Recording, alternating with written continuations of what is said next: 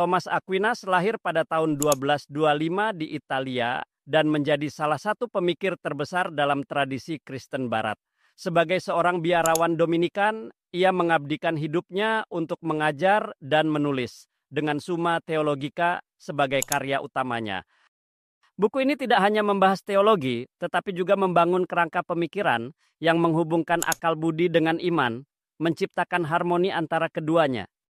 Salah satu warisan intelektual terbesar Thomas adalah pemikirannya tentang hukum. Ia membagi hukum menjadi 4 jenis utama, yakni pertama, hukum abadi atau lex eterna, yang merupakan rancangan ilahi yang mengatur seluruh alam semesta.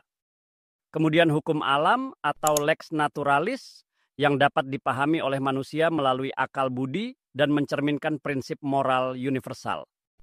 Selanjutnya, hukum manusia atau lex humana, yang dirancang untuk mengatur masyarakat berdasarkan hukum alam, serta terakhir hukum ilahi atau lex divina, panduan khusus dari Tuhan yang diberikan melalui wahyu.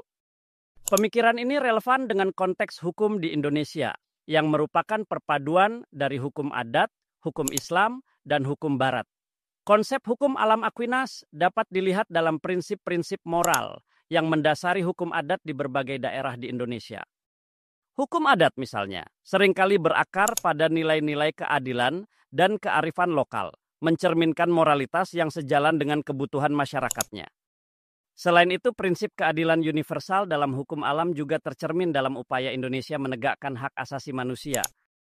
Melalui pemikiran Aquinas, kita dapat merenungkan bahwa hukum bukan sekadar alat untuk mengatur masyarakat, tetapi juga harus mencerminkan keadilan yang bersifat abadi dan universal. Di Indonesia, pandangan ini menginspirasi perjuangan hukum yang lebih manusiawi dan bermoral.